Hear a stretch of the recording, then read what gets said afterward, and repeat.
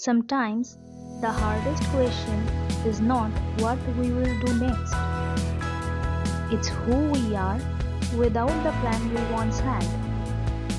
Hi, this is Antara, and this is Antara's Quiet Mind. Hi, this is Antara. There are certain versions of ourselves we hold on to very tightly, not because they exist in the present, but because they once lived in our imagination. The person we thought we would become, the life we believed we were building, the identity that felt certain and meaningful and right. And when life begins to move in a different direction, something inside us resists.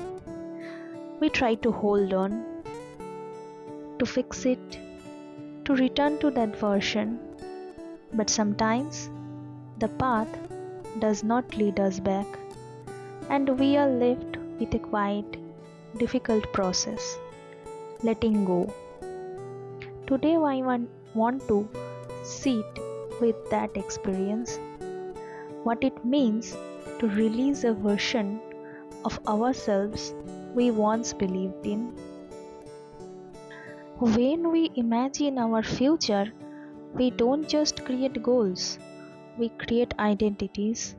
We picture who we will become, how we will live, what our life will feel like once everything comes together.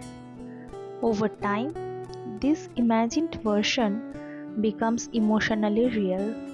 It gives us direction. It helps us make decisions. It becomes something we move toward, and because of that, we begin to feel connected to it, almost as if it already exists, waiting for us. So, when life shifts and that version begins to feel distant or unreachable, the loss can feel personal. Letting go is not just about accepting change, it is about releasing something that once gives us clarity, something that made sense of our effort, our time, our choices. And when we let go, we can feel like we are also letting go of the meaning attached to those years. This is why the process can feel heavy, because it is not just the future we are releasing, it is the story we told ourselves about who we are becoming. And without that story, there can be a sense of emptiness, a question that lingers quietly. If I am not that person anymore, then who am I now? Holding on to an old identity can sometimes feel safer than stepping into uncertainty, even if that identity no longer fits, because it offers something familiar, a sense of direction, a sense of knowing. Letting go, on the other hand, creates space, and space can feel uncomfortable. It does not immediately tell us what comes next.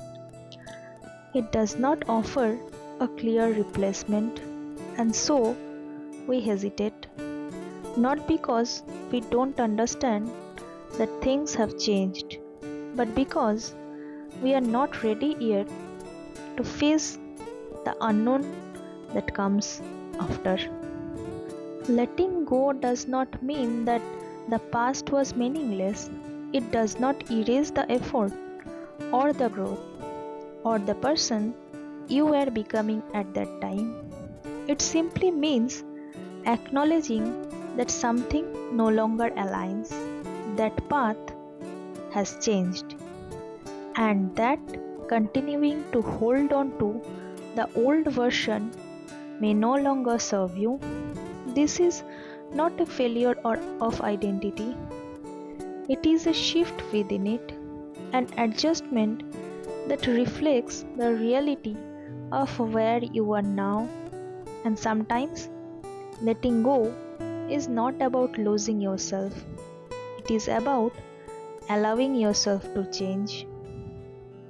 When we release an old version of ourselves, something subtle begins to happen.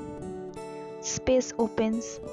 At first, that space may feel uncertain, even empty, but slowly it creates room for something new to form. Not a fully defined identity, not an immediate answer, but a possibility. A different way of being, a version of yourself that is not based only on the past expectations but on present awareness. This process takes time and it rarely feels complete all at once. But even small moments of acceptance can begin to soften the resistance. If you are in a place where you are learning to let go of who you thought you would be, I want to leave you with a gentle thought.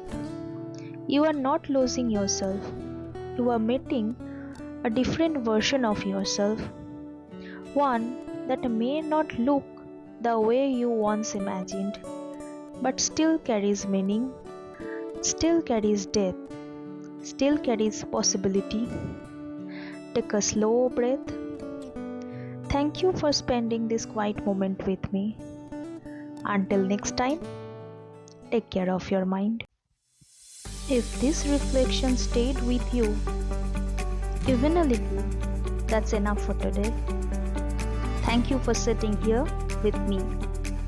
Until next time, take care of your mind.